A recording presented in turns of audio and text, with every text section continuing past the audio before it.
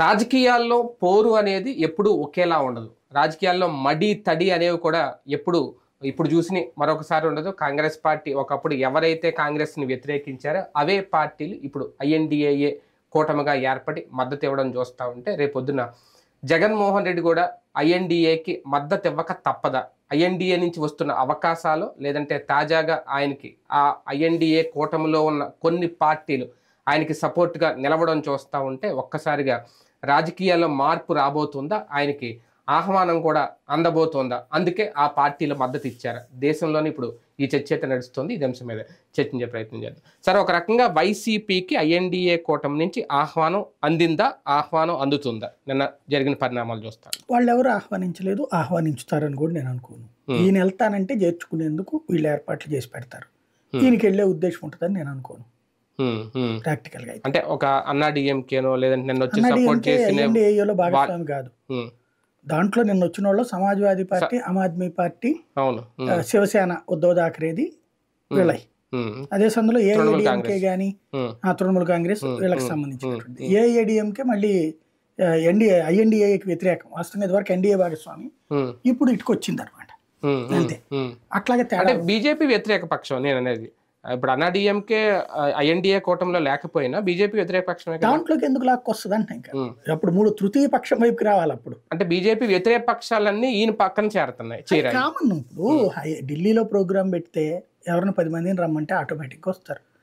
అక్కడ ఏంటంటే పరిచయాలు. ఇప్పుడు బేసిక్ ఏంటంటే ఫ్యూచర్ పాలిటిక్స్ అనేది అబ్జర్వ్ చేస్తారు. ఇప్పుడు జగన్ వయసు 50, ఇంకో 20-30 ఏళ్ళు రాజకీయం చేస్తాడుగా అతను. 20-30 ఏళ్ళ రాజకీయంలో ఇవాళ ప్రతిపక్ష నాయకుడైన రేపు ముఖ్యమంత్రి కాడా? అలాగే జాతీయ రాజకీయాలు మొన్నటిదాకా సంకీర్ణం ఉన్నాయి. సంకీర్ణం నుంచి వ్యక్తి ఆధారిత సంకీర్ణం వైపుకి వచ్చినాయి. అంటే ఒక పార్టీకి లీడ్ ఇచ్చి సంకీర్ణం. ఈ 2 టర్మ్స్ మోడీకి వచ్చింది 2014-19. మళ్ళీ ఇప్పుడు సంకీర్ణం వైపుకి వెళ్ళినాయి. భవిష్యత్తులో కూడా సంకీర్ణం వైపే ఉంటాయి.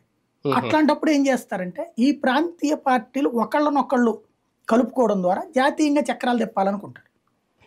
అఖిలేష్ యాదవ్కి తను ప్రధానమంత్రి అవ్వాలని ఉంది, మమతా బెనర్జీకి తను ప్రధానమంత్రి అవ్వాలని, శరద్ పవార్కు ఉంది, ఉద్ధవ్ థాకరేకు ఉంది. కానీ ఇప్పుడుకి అవకాశం లేదు కాబట్టి రాహుల్ గాంధీని ముందు పెట్టారు. ముందైతే వాళ్ళందరూ ప్రధానులు కావాలనుకున్నారుగా. కానీ వీళ్ళందరూ ఒకప్పుడు కాంగ్రెస్ ని విమర్శించిన వాళ్ళే కదా. ఒక మమతా బెనర్జీ, శరద్ పవార్, ఉద్ధవ్ థాకరే వీళ్ళందరూ కాంగ్రెస్ ని విమర్శించిన వాళ్ళు ఇప్పుడు కాంగ్రెస్ పక్కన చేరారు. ఎవడు బలమైతే వాడే శత్రువు. అప్పుడు కాంగ్రెస్ బలమైంది కాబట్టి వాళ్ళు శత్రువు, ఇవాళ బీజేపీ బలమైంది కాబట్టి బీజేపీ శత్రువు. రెండోది ఏంటంటే కాంగ్రెస్ని ప్రత్యర్థిగా చూపడం ద్వారా వాళ్ళు తమ రాష్ట్రాల్లో కాంగ్రెస్ బతుకు బస్టాండ్ చేసేసారు. అక్కడ వాళ్ళ రాష్ట్రాల్లో పోటీ లేదు కాంగ్రెస్ పార్టీ కాబట్టి ఇప్పుడు కాంగ్రెస్తో పొత్తు పెట్టుకున్నారు. ఇప్పుడు కేరళలో కాంగ్రెస్ కమ్యూనిస్టులు ఎందుకు పొత్తు పెట్టుకోవాలా? మిగతా రాష్ట్రాల్లో ఎందుకు పెట్టుకుంటారు? మరి కమ్యూనిస్టులు దేశవ్యాప్తంగా ఐఎన్‌డీఏ కూటమిలో భాగస్వాములు, మరి కేరళలో ఎందుకు లేదు? అలాగే ఆమ్ ఆద్మీ పార్టీ గుజరాత్ లో పొత్తు పెట్టుకుంటది కాంగ్రెస్ తో, ఢిల్లీలో పొత్తు పెట్టుకుంటది కాంగ్రెస్ తో. ఎందుకు? ఆ 2 చోట్ల ఆమ్ ఆద్మీ పార్టీకి దిక్కులేదు కాబట్టి, అంటే గట్టిగా ఎవరో ఒక సపోర్ట్ లేదు, బతకలేదు కాబట్టి. కానీ పంజాబ్ లో ఎందుకు పెట్టుకోదు? అంటే తనకి అక్కడ బలం ఉంది కాబట్టి. జార్ఖండ్ లో ఎందుకు పెట్టుకోదు? అక్కడ తనకే బలం ఉంది కాబట్టి. అంటే ఈ ప్రాంతీయ పార్టీలు స్వార్థ రాజకీయ ఆలోచనలు ఉంటాయి. జాతీయ పార్టీ ద్వారా తమ ప్రయోజనం పొందాలని చూస్తాయి కానీ జాతీయ పార్టీకి తమ వల్ల ప్రయోజనం ఎక్కువ ఇవ్వాలని కోరుకో. జాతీయ పార్టీ నుంచి 80 రూపాయలు ఆశించి మనం 20 ఇద్దాం. ఇప్పుడు ఫర్ ఎగ్జాంపుల్ తమిళనాడు ఉంది, కాంగ్రెస్ పార్టీ అక్కడ కాంగ్రెస్కి ఎవరు లీడు? DMK lead. డిఎంకే ఏం చేస్తుంది? అంతకుముందు 7 సీట్లు ఇచ్చింది, ఈ దఫా 9 సీట్లు ఇచ్చింది. అంతేగాని ఇద్దరం సగం సగం అని చెప్పలేదే అక్కడ. మళ్ళీ అదే డిఎంకే ఒకవేళ కనుక రేపు పొద్దున పక్క రాష్ట్రం అదే పాండిచ్చేరిలోకి వచ్చాడు మొత్తం మాకు వదిలేమంట. అక్కడ కాంగ్రెస్ పార్టీ బలం ఉంది కాబట్టి. అలాగే ఉత్తరప్రదేశ్ తనిచ్చిన సీట్లు కాంగ్రెస్ తీసుకుంటోంది కాబట్టి మిత్రపక్షంగా ఉన్నాడు. అదే కాంగ్రెస్ సగం సీట్లు అడిగితే అఖిలేష్ ఉంటాడా? లేదు. ఆర్జేడీ బీహార్లో తనిచ్చిన సీట్లు తీసుకుంటుంది కాబట్టి కాంగ్రెస్తో మిత్రపక్షం, లేకపోతే ఎందుకుంటారు? వీళ్ళందరూ ఒకప్పుడు కాంగ్రెస్తో ఉండి ఇదే కాంగ్రెస్ నాశనం చేసి తమ రాష్ట్రాల్లో కాంగ్రెస్ను తొక్కేసి ఇప్పుడు ఆ కాంగ్రెస్ కొండే 5, 10, 15% ఓట్లు ఇద్దరు కలవడం ద్వారా సంపాదించుకోవాలని కోరుకుంటున్నారు. అది ఆయా రాష్ట్రాల్లో ఎత్తుగడ. అంతేగాని వాళ్ళకేం కాంగ్రెస్ మీద ప్రేమ కాదు. ఏమైపోయిందంటే వాళ్ళ రాష్ట్రాల్లో భారతీయ జనతా పార్టీ ప్రధాన శత్రువు అయిపోయింది. ఉత్తరప్రదేశ్లో 2 సార్లు గెలిచేసింది, రేపు 3ఓసారి గెలుస్తుందేమో అని భయం ఉంది. కాబట్టి కాంగ్రెస్ అయితే మనకి పోటీ రాదు కదా, పడి ఉంటుంది మన పక్కన, 4 ఓట్లు కాంగ్రెస్ వల్ల వస్తాయి కదా. బీహార్లో బీజేపీ అక్కడ ప్రధాన ప్రత్యర్థి కాంగ్రెస్ పార్టీకి కానీ ఆర్జేడీకి కానీ, అంతే తప్పించి కాంగ్రెస్ ప్రత్యర్థి కాదు పెద్దగా. కాబట్టి కాంగ్రెస్కు 10 సీట్లు పడేస్తే మనకి వాళ్ళ ఓట్లు వస్తాయి. అదే సందర్భంలో బీజేపీ నిలువరించవచ్చు. తృణమూల్ కాంగ్రెస్ అక్కడ 0. కాబట్టి దానికి 4 సీట్లు పడేసామంటే అది మనం చెప్పినట్టు అంటది. అదే సందర్భంలో జాతీయంలో మనకు మాట నడుస్తుంది. అంటే ఎవడి స్వార్థం ఆడితే ప్రాంతీయ పార్టీలు, కాంగ్రెస్ కి తెలుసు అది స్వార్థం అని, కానీ దానికి ఇంకొక ఆల్టర్నేటివ్ లేదు, సింగిల్ గా ఎదిగే పరిస్థితుల్లో లేదు. కానీ ఒక ప్రాంతీయ పార్టీ బాగా బలహీన పడిపోయినప్పుడు జాతీయ స్థాయిలో ఒక కూటమిలో చేరే ఆలోచన ఎందుకు చేయదు? ఇప్పుడు జగన్మోహన్ రెడ్డి గారు ఆ దిశగా ఎందుకు ఆలోచించట్లేదు? ప్రాంతీయ పార్టీలు బలహీన పడ్డప్పుడు కూటములు బలంగా తీసుకుంటాయా? ఇప్పుడు తెలుగుదేశం పార్టీ బలహీన పడడం వల్ల కదా ఇప్పుడు ఎన్డీఏలో చేరడం వల్ల అధికారంలోకి వచ్చింది అనేది వాళ్ళ నమ్మకం. అవును, ఎప్పుడు అది తెలుగుదేశం అడిగితే వచ్చిందా, వాళ్ళు కావాలనుకున్నప్పుడు వచ్చిందా? అంటే అర్థం ఏంటి? నువ్వు బలహీనంగా ఉన్నప్పుడు పయ్యోడు నిన్ను అడగడు. ఇప్పుడు 11 ఉంది కాబట్టి అయ్యండి వాళ్ళు ఎవరిని అడగరు. అదే నువ్వు బలపడితే నిన్ను అడుగుతారు. అది పాయింట్ ఇక్కడ. అంటే ఐఎన్డీఏ కూడా ఒక పార్టీ మద్దతు పెరుగుద్ది కదా వైసీపీని కనుక చేర్చుకుంటే. అది చేస్తుందని తెలిసినే చంద్రబాబు నాయుడు విజనరీ అంటారు కదా, ఆయన జనరల్ కి విజనరీ ఏమో తెలియదు కానీ పొలిటికల్ విజనరీ. ముందుగానే తన మాటినే సిపిఐ రామకృష్ణ అక్కడ ఉంటాడు. ప్రతిసారి కూడా ఆయన తెలుగుదేశం ని సమర్థిస్తూ ఏదో అప్పుడప్పుడు మెత్తడి సుత్తుతో టీడీపీని కొడుతూ వైసీపీని తిడతా ఉంటాడు. కానీ కమ్యూనిస్టులకు సీట్ ఏమివ్వడు ఆయన. అంటే ముందు నుంచి అందుకే కదా జగన్ బీజేపీకి అంటకాగుతారని చెప్పి వాళ్ళు చేసిన ప్రచారం. చెప్పేది అదే. ఇప్పుడు అదే తెలుగుదేశం పార్టీ బీజేపీతో కలిసిన తర్వాత కూడా ఇప్పుడు కూడా సమర్థిస్తున్నాడు కదా రామకృష్ణ, దాన్ని జగన్నే విమర్శిస్తున్నాడు కదా. అదొక విజన్. రెండో విజన్ ఏంటి?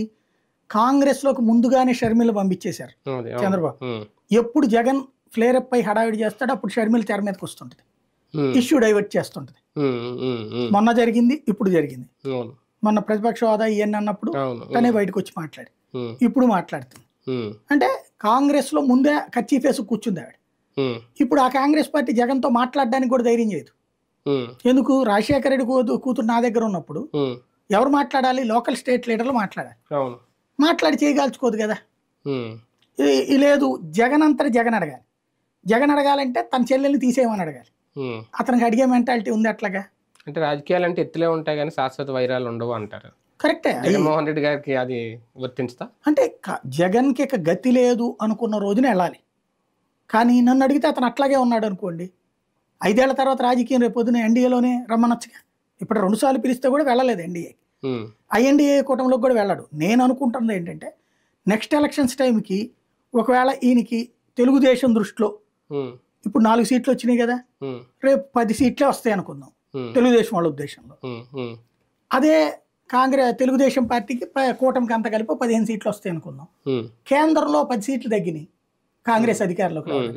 జగన్ అప్పుడు మద్దతు ఇస్తాడు, బయట నుంచి మద్దతు ఇస్తాడు. అవును, కానీ లోపల సీన్ మారట్లేదు రోజు రోజుకి. ఢిల్లీ వెళ్ళి ఎన్డీఏ ప్రభుత్వం మీదే ప్రశ్నించినట్టుగా ఎన్డీఏ వ్యతిరేక పార్టీలన్నీ ఏకం చేసి ఆయన అక్కడ కూర్చుంటే అది ఆటోమేటిక్గా బీజేపీని వ్యతిరేకించినట్టే. రేపు పొద్దున్న లాజికల్గా చూసుకుంటే వాళ్ళు ఎందుకు సపోర్ట్ చేస్తారు జగన్ని, ఎందుకు ఆహ్వానిస్తారు? పూర్తిగా చూడండి, ఒక్క చోట బీజేపీని విమర్శించారా? విమర్శించట్లేదు. ఎన్డీఏ ప్రభుత్వాన్ని విమర్శించారా?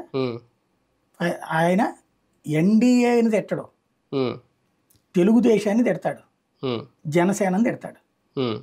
అది వాళ్ళకి తెలుసు. ఇంతకుముందు 5 ఏళ్ళు కూడా తెలుగుదేశం పార్టీ జగన్ని విమర్శించేది కానీ బీజేపీని విమర్శించిందా? అంతే. కాబట్టి ఇక్కడున్న ఏ ప్రాంతీయ పార్టీ అయినా సరే బీజేపీని విమర్శించదు. అలాగే కాంగ్రెస్తో జట్టు కట్టదు. కట్టి చేయగాల్చుకున్నాడు చంద్రబాబు. ఇక్కడ ఇంకోటి, ఐఎన్డీఏలో చేరితే ఏం దొరికేది జగన్కి? ఒక లాభం రావాలి. 2% ఓట్లు ఉన్నటువంటి తెలుగుదేశం పార్టీతో ఏది, కాంగ్రెస్తో ఏంది లాభం ఆయనకి? ఇంకోటి, ఈయన వల్ల కాంగ్రెస్కి బెనిఫిట్ కానీ కాంగ్రెస్ వల్ల ఆయనకి బెనిఫిట్ ఏంటి? ఓట్ల తేడా 10 నుంచి 12. ఇప్పుడు 1%, 2% ఫర్ ఎగ్జాంపుల్ క్రింద సార్ ఉందండి, ఇద్దరికి మధ్యన తేడా ఎంత? 1.5%. అప్పుడే పొత్తు పెట్టుకోలేదు అతను. అప్పుడు బీజేపీతో పొత్తు పెట్టేసుకోవచ్చుగా, 1.5 వచ్చేస్తుందిగా. ఎన్డీఏలో చేరిపోవచ్చుగా 2019లో. అప్పుడు తెలుగుదేశం కూడా దూరం అయిందిగా. అప్పుడు బీజేపీ అందులో సెంటర్లో మోడీ గ్యారంటీ అని కన్ఫర్మ్ అవుతుంది కదా అప్పటికే. అప్పుడు బీజేపీ వాళ్ళ 3% ఓట్లాడైనా జగన్కి భారీ మెజార్టీ కదా. ఈ 1.5% బదులు 3% అంటే ఇప్పుడు 151 వచ్చింది, ఇప్పుడు మళ్ళీ 164 వచ్చేదేమో. కానీ చేయలేదుగా అతను. అతను ఒక ఫిలాసఫీతో ఉన్నాడు.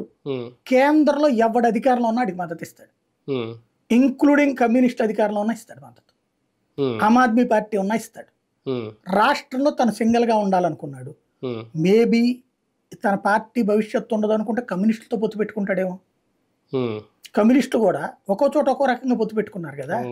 కొన్ని చోట్ల ఐఎన్డీఏలో ఉన్నారు, కొన్ని చోట్ల ఐఎన్డీఏకి వ్యతిరేకంగా కూడా పోటీ చేశారు. కానీ మరొక కోణంలో చూస్తే మోడీకి కూడా ఒక షాక్ ఇచ్చేలా ఉన్నాయి జగన్మోహన్ రెడ్డి గారి ఆలోచనలు. ఐఎన్డీఏ కూటమిలో ఓకే ఈయన చేరిన వాళ్ళందరూ మద్దతు కోరిన ఆటోమేటిక్ ఈయన వెళ్ళారంటే ఐఎన్డీఏ బలం పెరిగితే కనుక రేపు పొద్దున్నే ఎన్డీఏకి కూడా ఇబ్బందే కదా. అస్సలు సీన్ లేదు. మోడీ ఏమాత్రం భయపడ్డు ఈయన వెళ్ళని తెలుసు. ఇంకోటి ప్రాక్టికల్గా ఆలోచించిన ఇప్పుడు పోయాడు అనుకోండి, ఆ కేసులు ఇవన్నీ ఎక్కువ చుట్టుకుంటాయి. ఎలక్షన్స్ ముందు చూసుకోవాలి కానీ తెలుగుదేశం ఎందుకు సైలెంట్ కూర్చుంది 5 ఏళ్ళు? చివరిలో కదా ప్రయత్నం చేసింది, అంతే తప్పించి ఇప్పటికిప్పుడు చేయగాల్చుకుంటారా అధికారం సెంటర్లో పెట్టుకుని? అంటే నిజంగా జగన్ ఆలోచిస్తే అలా ఆలోచిస్తే ఢిల్లీ వెళ్ళి అక్కడ కూర్చుని ధర్నా చేయకూడదు. ఖచ్చితంగా అది ఆలోచించబట్టినే చేశాడు.